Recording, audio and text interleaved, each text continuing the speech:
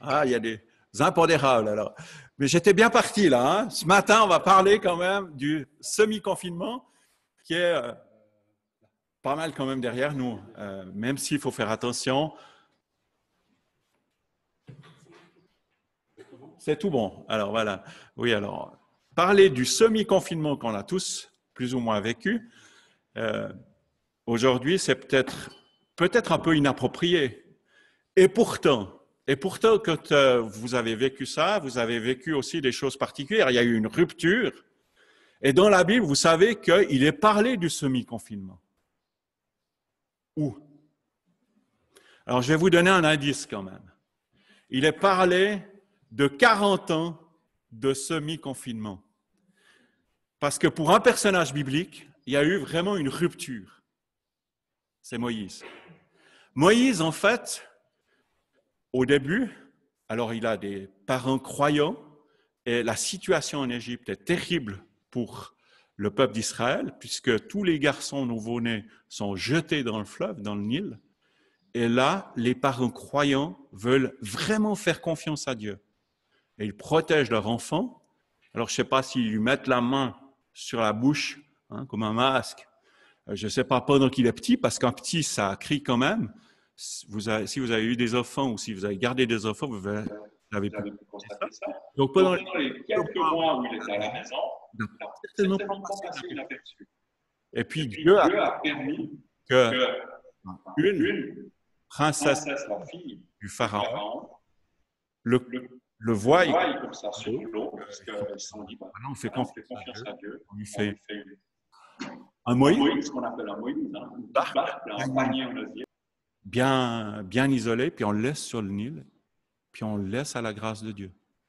Et là, heureusement, il a été pris par la fille de Pharaon et laissé pendant un certain temps chez les parents, en attendant qu'il soit plus grand. Puis après, il a eu une éducation comme un prince d'Égypte. Et on arrive au chapitre 3, où là, il y a une rupture. Et c'est pour ça que je vous ai lu tout à l'heure, et ceux qui sont à la maison et qui nous écoutent, ou d'autres qui nous écouteront, ils peuvent relire Jean 10, parce que ça nous parle du bon berger. Parce que c'est ce que va faire Moïse, de prince, il va devenir berger. C'est absolument une rupture incroyable. Et je vous propose de lire cet épisode d'Exode 3. Exode 3, Moïse était devenu berger du troupeau de son beau-père Jéthro, le prêtre de Madian. Il conduisit le troupeau derrière le désert et vint à la montagne de Dieu à Horeb. L'ange de l'Éternel lui apparut dans une flamme de feu au milieu d'un buisson. Moïse regarda et vit que le buisson était tout en feu sans être consumé.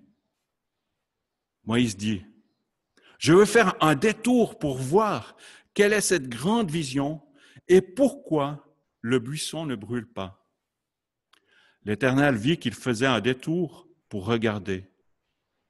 Dieu l'appela du milieu du buisson en disant, « Moïse, Moïse !» Il répondit, « Me voici. » Dieu dit, « Ne t'approche pas d'ici, retire tes sandales, car l'endroit où tu te tiens est une terre sainte. » Il ajouta, « Je suis le Dieu de ton père, le Dieu d'Abraham, le Dieu d'Isaac, le Dieu de Jacob. » Moïse se cacha le visage, car il avait peur de regarder Dieu. L'Éternel dit, « J'ai vu la souffrance de mon peuple qui est en Égypte, et j'ai entendu les cris qu'il pousse devant ses oppresseurs. Oui, je connais ses douleurs. Je suis descendu pour le délivrer de la domination des Égyptiens et pour le faire monter de ce pays jusque dans un bon et vaste pays, un pays où coule le lait et le miel. C'est l'endroit qu'habitent les Cananéens, les Hittites, les Amoréens, les Phéréziens, les Éviens et les Jébusiens. Maintenant, les cris des Israélites sont venus jusqu'à moi. J'ai aussi vu l'oppression que leur font subir les Égyptiens. Maintenant, vas-y, je t'enverrai vers le Pharaon et tu feras sortir d'Égypte mon peuple, les Israélites. Moïse dit à Dieu, « qui suis-je, moi, pour aller trouver le Pharaon et pour faire sortir les Israélites d'Égypte? Dieu dit, je serai avec toi. Voici pour toi le signe que c'est moi qui t'envoie. Quand tu auras fait sortir le peuple d'Égypte, vous servirez Dieu sur cette montagne. Moïse dit à Dieu, j'irai donc trouver les Israélites et je leur dirai, le Dieu de nos ancêtres m'envoie vers vous. Mais s'ils me demandent quel est son nom, que leur répondrai-je? Dieu dit à Moïse, je suis celui qui suis. Et il ajouta, voici ce que tu diras aux Israélites. Je suis m'a envoyé vers vous. Dieu dit encore à Moïse, voici ce que tu diras aux Israélites. L'Éternel, le Dieu de vos ancêtres, le Dieu d'Abraham, le Dieu d'Isaac, le Dieu de Jacob, m'envoie vers vous. Tel est mon nom pour toujours, tel est mon nom, sous lequel on fera appel à moi de génération en génération. Va rassembler les anciens d'Israël et dis-leur, l'Éternel, le Dieu de vos ancêtres, m'est apparu, le Dieu d'Abraham, d'Isaac et de Jacob, et il a dit, je m'occupe de vous et de ce qu'on vous a fait en Égypte. J'ai dit, je vous ferai monter de l'Égypte, où vous souffrez, dans le pays des Cananéens, des Hittites, des Amoréens, des Phéréziens, des Éviens et des Jébusiens, un pays où coule le lait et le miel. Ils t'écouteront. Tu iras avec les anciens d'Israël trouver le roi d'Égypte et vous lui direz, l'Éternel, le Dieu des Hébreux s'est présenté à nous. Permets-nous maintenant de faire 3 journées de marche dans le désert pour offrir des sacrifices à l'Éternel, notre Dieu. Je sais que le roi d'Égypte ne vous laissera pas partir à moins d'y être contraint par une forte intervention. J'interviendrai et je frapperai l'Égypte par toutes sortes de prodiges que j'accomplirai au milieu d'elle. Après cela, il vous laissera partir. Je gagnerai même la faveur des Égyptiens à ce peuple. Et quand vous partirez, vous ne partirez pas les mains vides. Chaque femme demandera à sa voisine, à celle qui séjourne chez elle, des vases d'argent, des vases d'or et des vêtements. Vous les ferez porter par vos fils et vos filles et vous dépouillerez les Égyptiens. Alors en fait, dans ce chapitre 3 de l'Exode, j'aimerais insister sur ce changement total de vie, à la fois de vie et de valeur. Et puis un appel, mais aussi une révélation de l'Éternel. Et puis les objections face à une mission et les promesses de Dieu. Alors, changement total de vie, on l'a dit, en Égypte, Moïse était prince d'Égypte, donc il était un privilégié, il avait des serviteurs à disposition. C'était au fond une jeunesse dorée, comme tous les princes d'Égypte, une vie facile. L'un des princes serait Pharaon, lui serait certainement dans l'administration égyptienne, donc dans une classe sociale aisée, facile, au sein du pouvoir, liée très intimement avec le pouvoir. Les princes d'Égypte sont instruits selon les sciences des Égyptiens. Ils n'avaient pas les connaissances théoriques des Grecs, mais ils avaient des connaissances pratiques et ils étaient vraiment sur le terrain puisqu'ils ont construit des pyramides qu'on connaît encore aujourd'hui selon des mesures exactes. Ils savaient comment faire, ils tenaient compte des mathématiques et ils savaient les appliquer. Après leur mort, les princes d'Égypte étaient dans la société des dieux. Et on voit que Moïse a vécu dans des circonstances, comme jeune homme, dans des circonstances relativement difficiles, puisqu'il y avait de multiples idoles, de multiples faux dieux.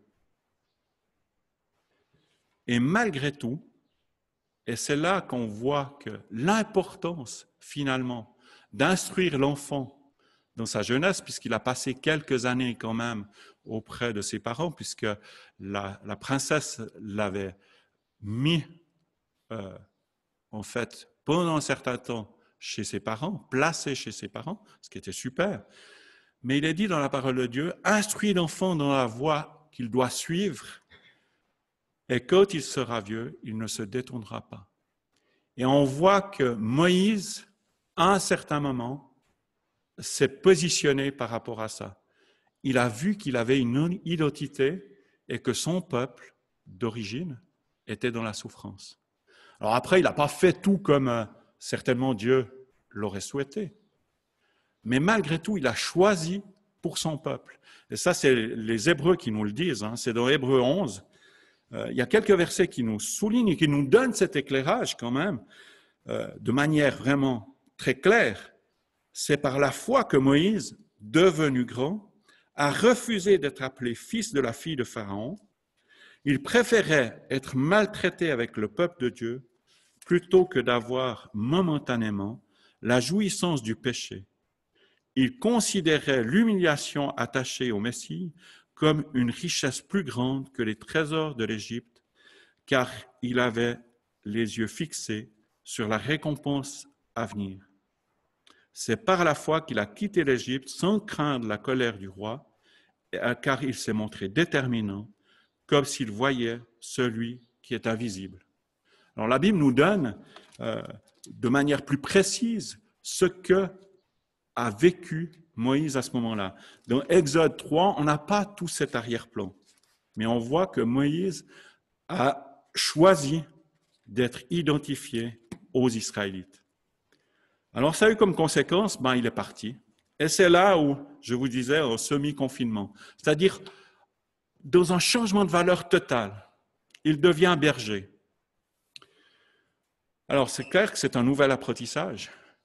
Quand on est dans une vie de berger, on n'a plus des serviteurs pour une vie dorée, une vie facile, des serviteurs pour nous servir, pour faire tous nos désirs.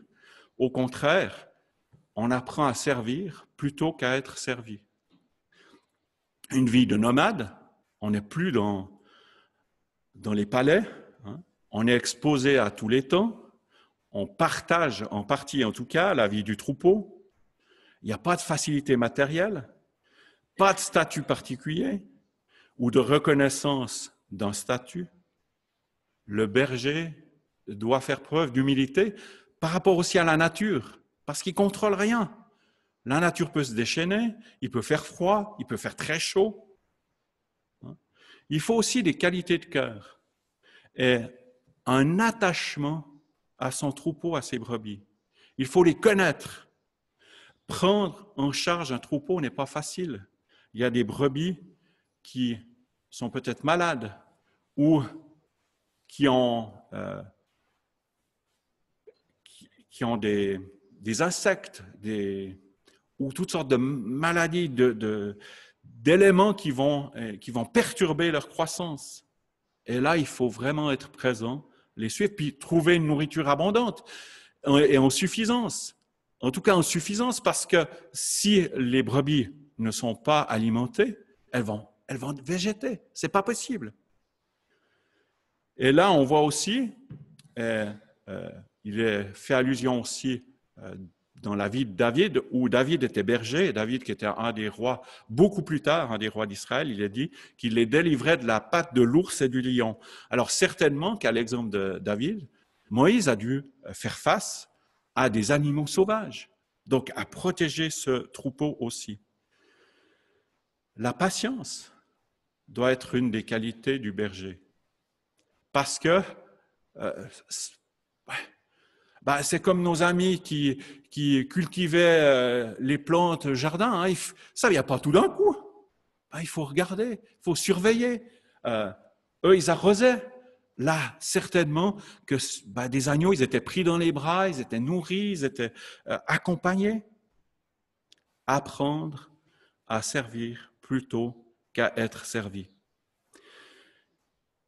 Ça, c'est tout un apprentissage. Un apprentissage qui va être utile pour Moïse par la suite dans les chapitres qui suivent.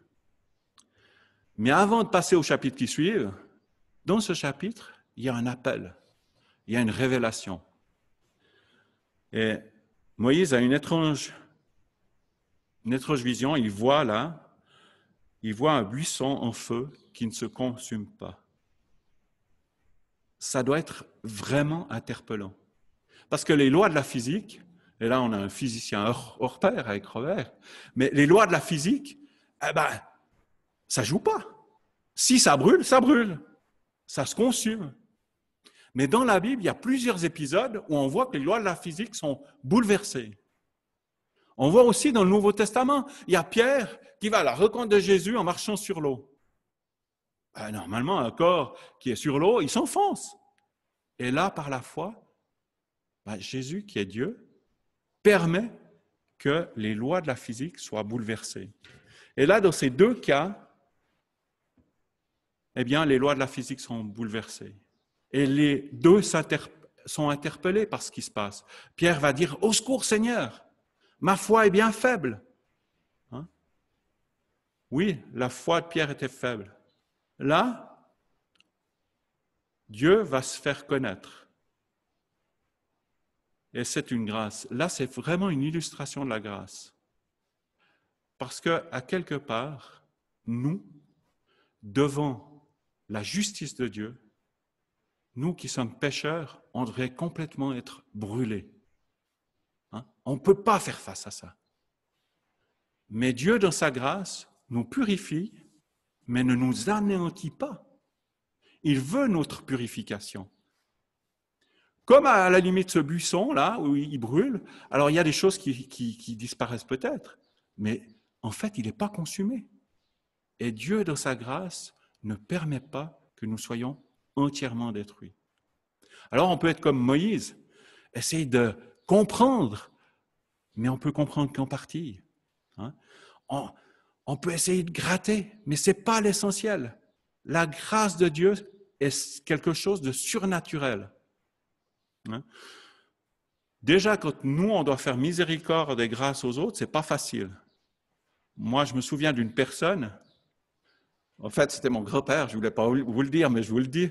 Mon grand-père, il était un petit peu rancunier. Il avait énormément de qualités, mais il était un petit peu rancunier. Alors, quand il y avait quelqu'un qui lui faisait un coup tordu, mais un sérieux coup tordu, ce n'était pas des petites choses, sérieux coup tordu, puis qu'il le recroisait, en fait, il faisait comme Napoléon, il mettait sa main dans sa veste et il ne la sortait pas. Et ce n'était pas à cause du corona, il ne la sortait pas. Il était là. C'est quelque chose qui ne nous est pas forcément naturel. Et même, je dirais, pas du tout naturel. Faire preuve de grâce. Mais là, Dieu fait preuve de grâce. Mais Dieu est aussi 3 fois saint. Et c'est ce qu'il dit. Là. On ne peut pas s'approcher de Dieu, s'approcher de lui comme ça. Il dit à Moïse, ôte tes chaussures, ôte tes souliers de tes pieds, car le lieu sur lequel tu te trouves est une terre sainte. Dieu n'est pas notre copain. Et c'est vrai que des fois, ça m'attriste parce que je vois que Dieu devrait être notre copain. Il devrait faire ce qu'on lui demande automatiquement, même si ce n'est pas bon. Ça peut être bon à nos yeux, mais c'est finalement, si on se projette un peu plus loin, on se rend compte que ce n'est pas effectivement la meilleure solution. Dieu est Dieu. Dieu est 3 fois saint. Et là, il se révèle à Moïse comme étant 3 fois saint. Et il interpelle Moïse, il l'appelle par son nom. Moïse, Moïse. Et la réponse de Moïse est immédiate. Me voici. Me voici. Dieu nous appelle tous par nos prénoms. Quelle est notre réponse? Parce que Dieu se révèle. Dieu se veut un Dieu personnel, qui a une relation personnelle avec le croyant. On voit comment Dieu se révèle, quel nom il prend pour Moïse. Il est dit, « Je suis le Dieu de ton père, le Dieu d'Abraham, le Dieu d'Isaac, le Dieu de Jacob. » Donc Dieu est un Dieu 3 fois saint, mais en même temps, c'est un Dieu personnel, qui veut une relation personnelle. D'autre part, c'est un Dieu qui connaît tout. Il a dit, j'ai vu la souffrance, j'ai entendu, je connais, je suis descendu. Vos cris sont venus jusqu'à moi, j'ai vu l'oppression que vous font souffrir les Égyptiens. Tout ça est dans Exode 3. On voit que Dieu est un Dieu qui voit. Contrairement à ce qu'il est dit dans la parole de Dieu en ce qui concerne les idoles. Les idoles, c'est dans Ésaïe 44. Ésaïe 44, les versets... Oh, je vais trouver. Ésaïe 44, voilà. Ésaïe 44, les versets 6 et suivantes. Voici ce que dit l'Éternel, le roi d'Israël, celui qui le rachète. L'Éternel, le maître de l'univers. Il dit, je suis le premier et le dernier, en dehors de moi, il n'y a pas de Dieu. Qui est pareil à moi? Qu'il le proclame, qu'il le révèle et m'expose tout ce qui s'est passé depuis que j'ai fondé le peuple ancien. Qu'on révèle aussi l'avenir et ce qui doit arriver. Et puis il a dit plus loin, ceux qui fabriquent des sculptures sacrées ne sont tous que vides, et celles qui font leur plus grand plaisir ne servent à rien. Du reste, elles en témoignent elles-mêmes. Elles ne voient rien et ne savent rien, si bien qu'ils seront couverts de honte. Et il y a 2 jours, je regardais juste un petit reportage, et Emmanuel Béard, qui a fait de nombreux films, était en discussion avec un journaliste. Et à la fin de la discussion, elle lui dit « Ah, écoutez, alors j'aimerais vous donner une pierre, parce que je tiens ça de ma grand-mère, elle donnait des pierres avec un œil dessus. Et cette pierre va vous porter bonheur. » On n'est pas loin de ce qui était vécu, soit en Égypte, soit au temps d'Ésaïe. Les idoles sont là. On a beau y dessiner un œil, rien n'y fait. Mais Satan est toujours à l'œuvre. Il se cache derrière ces idoles. Et soyons vigilants, mettons Dieu en premier. Ensuite, suite à ça, au moment où Dieu s'est révélé comme étant celui qui voit, celui qui sait tout, eh bien, il donne un ordre de mission à Moïse. Maintenant, va, je t'enverrai auprès de Pharaon et tu feras sortir d'Égypte mon peuple, les enfants d'Israël. Et Jésus nous a donné aussi un ordre de mission. C'est d'être des ambassadeurs. On le trouve dans 2 Corinthiens 5, les versets 18 à 20. On est dépositaire de ce message de l'Évangile, de la bonne nouvelle, que Jésus est le bon berger, qu'en dehors du Christ, nous sommes perdus, que nous sommes réconciliés avec Dieu que par le sacrifice de Christ. Dieu voit aujourd'hui des hommes et des femmes pris dans l'angoisse, dans l'oppression du péché.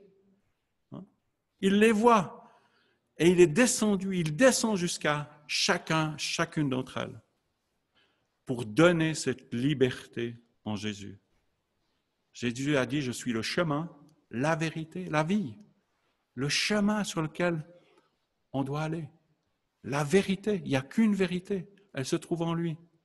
Et si on veut vraiment vivre libéré, eh bien vivre dans cette intimité avec lui. Moïse a eu des objections, peut-être que nous en avons aussi par rapport à ce qu'il demande. Qui suis-je? Moïse a dit, qui suis-je? Et nous, on peut peut-être parfois dire aussi, qui suis-je? Parce que ce n'est pas facile de présenter Dieu. Pour Moïse, ce n'était pas facile de présenter Dieu aux Égyptiens. Pour nous, ce n'est peut-être pas facile de présenter Dieu à nos contemporains. Mais pour lui, ce n'était pas facile. Il savait très bien à quoi il s'exposait. Il savait très bien qu'il devait aller au nom d'un Dieu unique, auprès d'un peuple qui croyait certainement en un Dieu unique, mais ça faisait des centaines d'années où il était en Égypte. Et Dieu, est-ce qu'il intervient? C'est vrai que c'était un gros challenge. Et Dieu lui répond, s'il te demande son nom, tu leur diras quoi?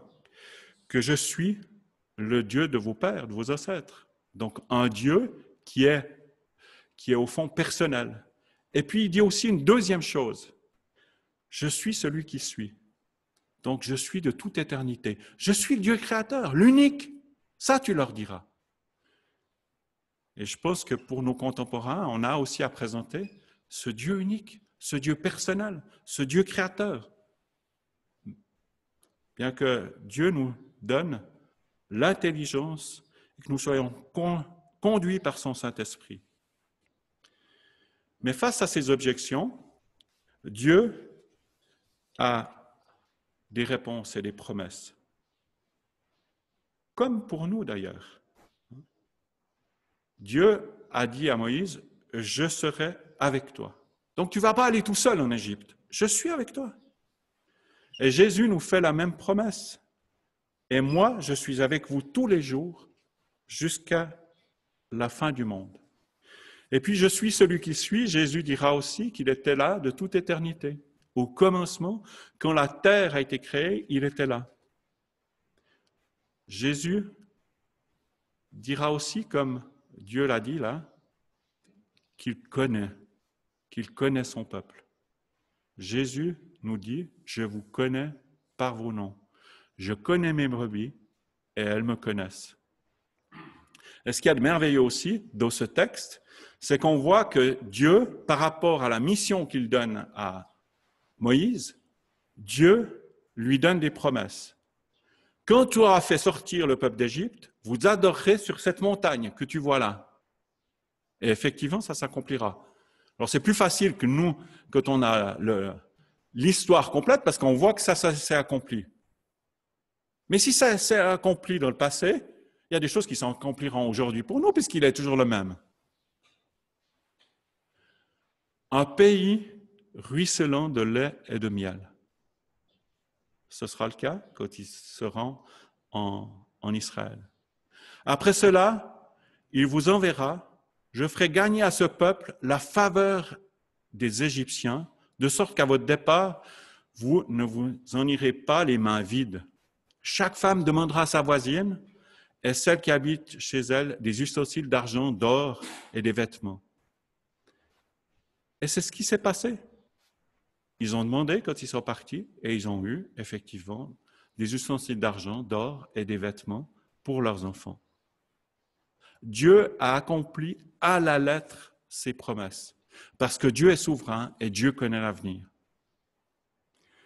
Pour nous, il y a des promesses qui s'accomplissent aussi. Jésus veut nous donner du repos. Parfois, on est agité, mais Dieu veut nous donner du repos. Venez à moi, vous tous qui êtes fatigués et chargés, je vous donnerai du repos. Vous êtes épuisés d'avoir porté de si lourds fardeaux. Jésus est là, il peut porter vos fardeaux avec vous, avec nous. Mais il est là seulement si nous venons à lui avec un cœur ouvert et humble. On ne peut pas venir à lui comme si c'était notre copain qu'on tape sur l'épaule. Son invitation vaut pour moi et certaines fois, et pour vous, mais certaines fois c'est vrai je vis des fois des choses qui peuvent me charger, mais il est là pour nous décharger. Il nous accueille aussi. Tous ceux que le Père me donne viendront à moi et je ne repousserai pas celui qui vient à moi. On n'a pas à craindre. Nous n'avons absolument rien à craindre. Il n'y a pas d'amour plus grand que celui de Jésus. Nous nous devons de savoir que nous ne le méritons pas, mais c'est un amour total qu'il a pour nous. Dans Jean 14, il dit « Que votre cœur ne se trouble point, croyez en Dieu et croyez en moi. » Et puis, il calmera aussi nos tempêtes, parce que c'est vrai que parfois, la vie n'est pas un long fleuve tranquille. Et il y a un exemple dans l'Évangile. La mer était agitée, Jésus s'est levé et il a calmé parce qu'il est le Dieu Tout-Puissant. Ayant l'assurance qu'il est dans notre bateau, qu'il est capable d'apaiser nos cœurs et d'apaiser aussi nos circonstances. Parce que pas seulement nos cœurs, il peut aussi changer nos circonstances. Et ça, je l'ai vécu, vous pourrez demander à mon épouse, à Michel, j'ai vécu sur le plan professionnel, tout d'un coup, les circonstances ont complètement changé. Alors, j'avais le cœur troublé, il m'a apaisé, mais les circonstances ont été modifiées. Il peut nous donner la paix dans la tourmente. La paix de Dieu, qui dépasse tout ce que l'homme peut comprendre, gardera vos cœurs et vos pensées en Jésus-Christ. Ça, c'est Philippiens 4, verset 7. Durant cette période, de confinement? Qu'est-ce que j'ai appris? Qu'est-ce que nous avons appris? Ça nous a peut-être donné l'occasion d'approfondir la parole de Dieu. Peut-être que ça nous a appris aussi un peu plus de patience, peut-être la sagesse, peut-être l'humilité, peut-être aussi que l'Éternel est vraiment le bon berger, qu'il nous permet de manquer de rien. Nous, ce qu'on a appris, pas mal de ces choses, mais il y a un truc aussi qui n'était pas conscient, mais qu'il y a des choses qui nous paraissent vraiment naturelles. Je vous donnerai juste un petit exemple un peu banal, peut-être bateau même. Nos enfants nous ont confinés ou semi-confinés parce que c'est eux qui ont dit stop. Maintenant, c'est nous qui faisons les achats, etc. Alors bon, parfait, merci beaucoup. On était dans la reconnaissance. Le jour où on a été racheter des fraises et des pommes de terre, donc c'est pas grand-chose, on n'a pas acheté une voiture, on n'a pas acheté une maison, on n'a pas acheté, etc. Des fraises et des pommes de terre. Nous-mêmes, on était quasi euphoriques. Avec Michel, c'est pas incroyable, on peut acheter. Mais on s'est dit, mais c'est pas possible. Eh oui, c'est des choses toutes simples. On ne pense plus que ça nous paraît naturel. Mais on pourrait très bien, tout pourrait nous être enlevé. Et on peut reconnaître que Dieu est là. Et on peut être reconnaissant pour tout ce qu'il nous donne, mais des choses dont on ne s'en rend même pas compte. Et là, on a souri. Mais c'est vrai que ça m'a fait plaisir de me dire, mais oui, Seigneur, merci. Merci pour tout. Et puis de vraiment avoir cette confiance totale en notre Dieu. J'aimerais prier. Seigneur Jésus, merci parce que tu es le bon berger et tu nous donnes des exemples de bons bergers dans la Bible. Moïse en a été un, Seigneur, et il a dit qu'il était un homme fort patient. Eh bien, Seigneur, nous voulons te louer pour ces exemples de la Bible que tu nous donnes. Des exemples aussi où tu nous montres des sacrées ruptures entre des valeurs qui sont défendues par notre côté très humain, notre péché. Nous voulons parfois certaines choses toujours plus. Nous voulons être servis plutôt que servir. Nous voulons la gloire plutôt qu'être dans l'humilité. Seigneur, tu vois quels sont nos cœurs. Mais Seigneur, tu vois que nous voulons aussi te louer et t'adorer. T'adorer parce que tu es un Dieu 3 fois saint. Reconnaître que tu es le Tout-Puissant. Reconnaître que tu as tout accompli à la croix pour moi, pour chacun d'entre nous. Reconnaître aussi que tu es là tous les jours pour nous accompagner. Reconnaître aussi que tu nous donnes en abondance. Et Seigneur, nous voulons vraiment exprimer notre confiance en toi, en te disant, oui Seigneur, nous sommes conscients que les chemins peuvent être difficiles, mais nous sommes conscients que tu es dans le chemin, parce que Jésus, tu es le chemin. Et Seigneur, nous voulons vraiment te louer pour cela. Nous voulons te louer aussi, Seigneur Jésus, parce que tu es la vérité. Et nous savons que si tu promets la vie éternelle, tu l'accompliras pour nous. Seigneur, merci parce que les promesses que tu nous donnes sont véritables, elles s'accompliront. Seigneur, que tu nous accompagnes encore dans cette journée. Nous voulons aussi te louer parce que peut-être qu'il y a des choses que nous ne maîtrisons pas, comme les parents de Moïse n'ont pas maîtrisé certaines choses. Mais toi, tu maîtrises. Et nous voulons regarder avec confiance, Seigneur,